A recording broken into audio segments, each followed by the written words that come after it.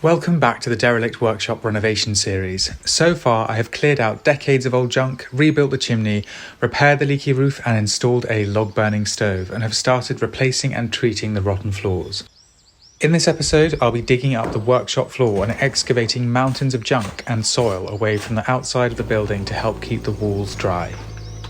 This workshop doesn't have a damp-proof membrane under the floors, which is a problem because all of the moisture in the soil evaporates into the workshop, making it very damp, which leads to issues like mould, rot and encourages woodworm. I'll start by digging up the workshop floor and levelling it in preparation for a damp-proof membrane and a new floor covering.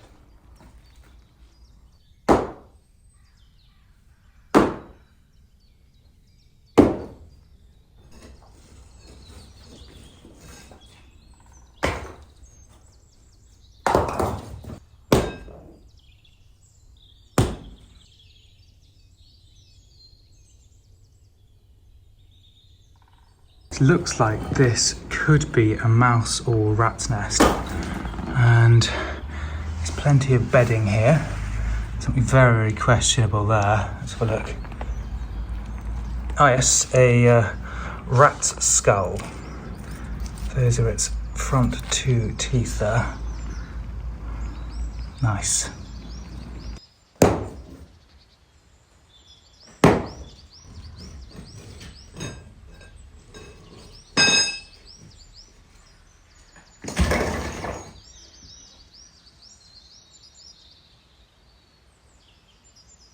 The rat's nest sort of extends, I think, from around the door all the way down to that corner and then a deep hole there.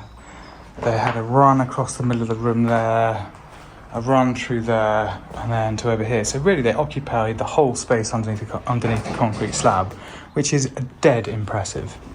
That's all the concrete removed into a nice big stack there, and now I'm going to dig the soil down to roughly 15 or 20 centimetres below where it currently is.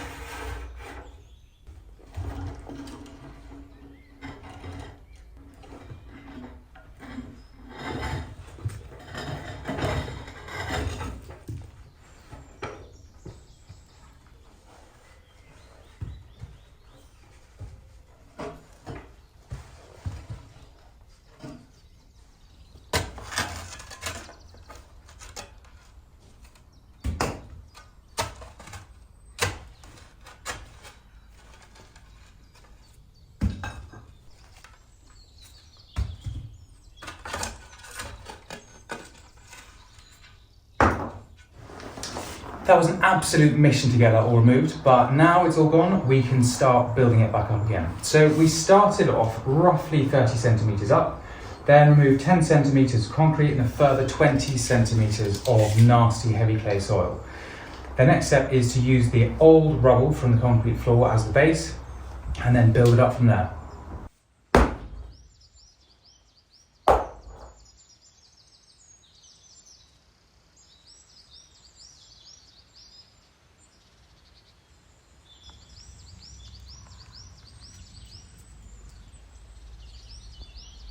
The cobbles in this half of the workshop are called Staffordshire Blue Stable Bricks. They are very lovely, however they are tricky to sweep and there are not enough of them to cover this whole floor area. So this lot will be lifted, then kept for repairs and to cover the floor in the tack room.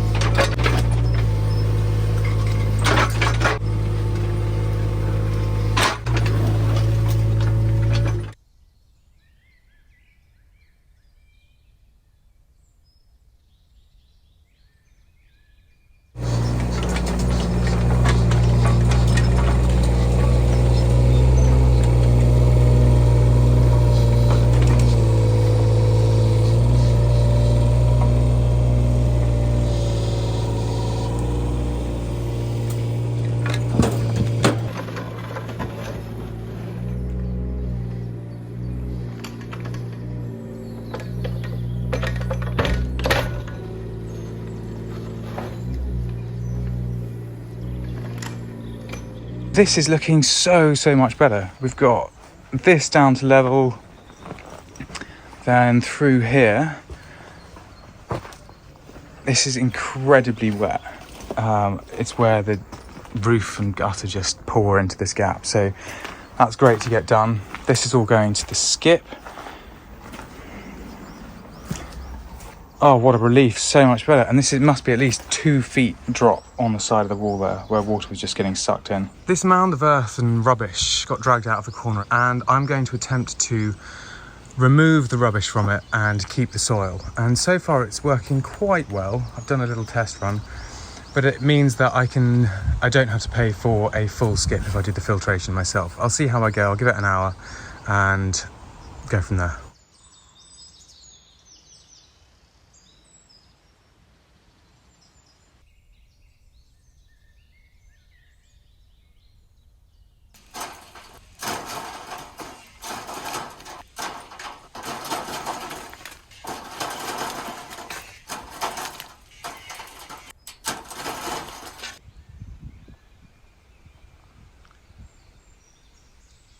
Now that this pile's all sorted, I'm going to work my way through this lot. A lot of it's hardcore, which can be used for the new paving around the side of the pottering shed. So I'm going to sort through it and hopefully only have a small amount left, which then needs to go in the skip bag.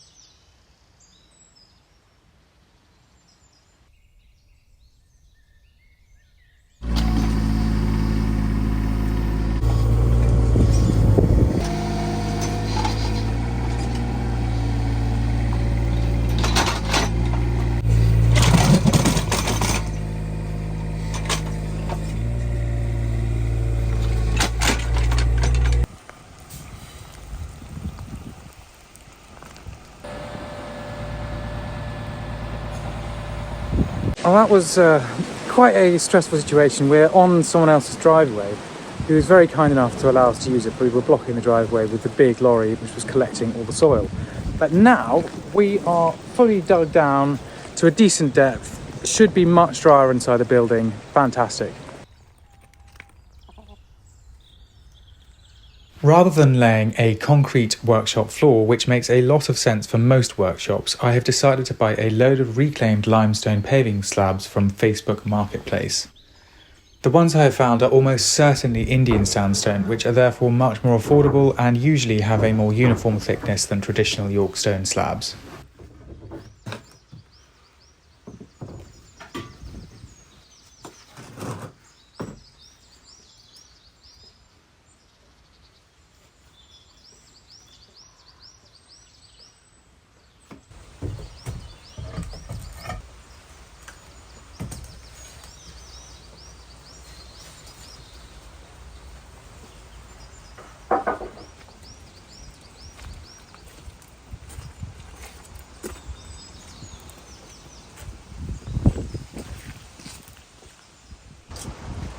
Come across this rather odd pit type structure. It could be a tank, I'm not sure. It's very well built and sturdy, but the rim of it is too high, so I need to take that down by a couple of courses.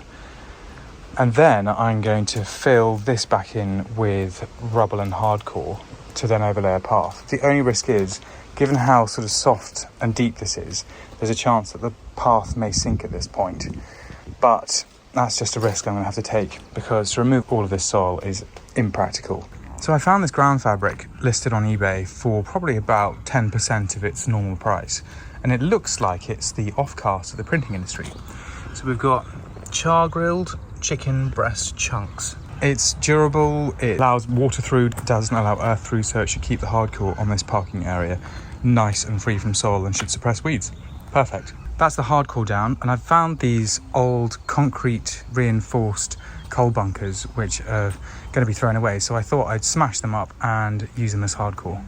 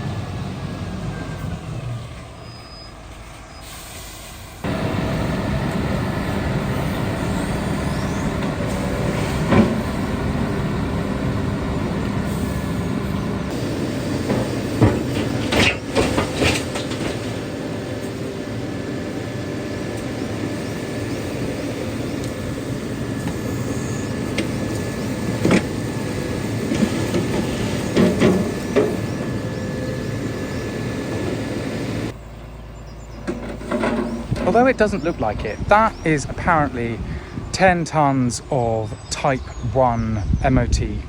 And I wanted half of it on this side of the building and half on the other, but because the lorry was too big, it couldn't make it to the other side of the building. So I've got to barrow probably around 5-6 tons either through the building or around the building.